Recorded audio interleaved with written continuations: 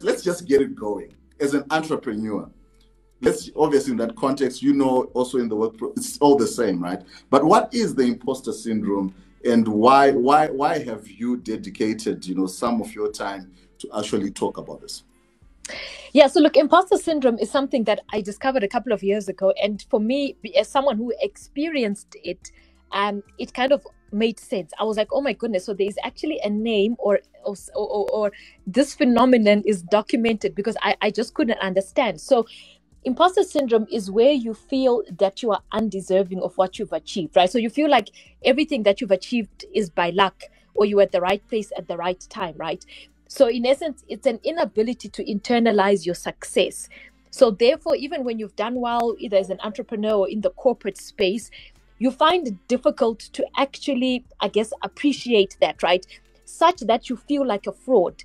You feel that, and hence the word imposter. So you feel that you're not as competent or as smart as people think that you are. And very soon you've got this, fear that you're going to be masked as a fraud, that any time now they're going to see that I'm not such a great entrepreneur. They're going to see that I'm not such a great public speaker, or whatever it is that you do, right?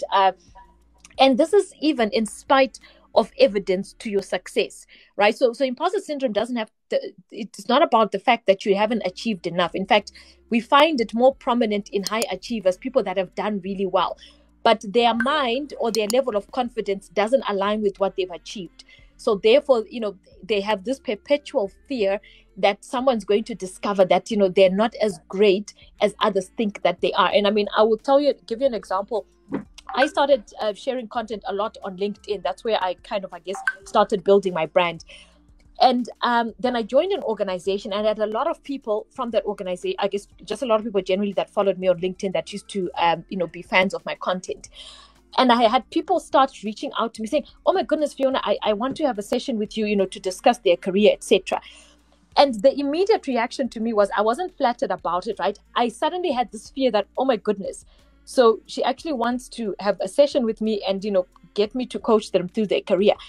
And I felt that in that session, what if I'm not as impressive as they think that they are? Because they came to me, they're excited, they've been seeing my content, right?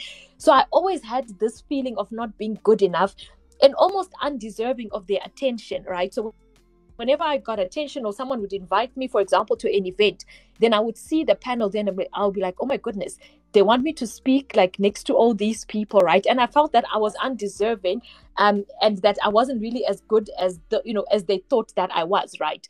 So it's the more you achieve, imposter syndrome doesn't get any better, especially if you're not aware of it, right? So sometimes we think, well, if I work harder, if I do this, have more accolades, imposter syndrome is going to get less. In fact, it gets worse, because it's how your mind is orientated to the way that you feel, right?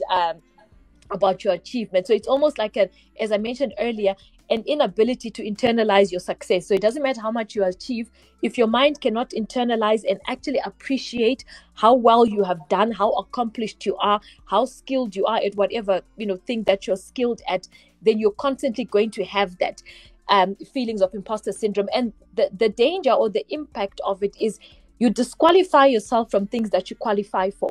So when people started approaching me on LinkedIn, wanting coaching sessions, wanting me to do stuff, I almost, in some instances, wanted to hesitate and say, oh, I'm not available, because I feared that perhaps I was not going to perform to their expectations, right?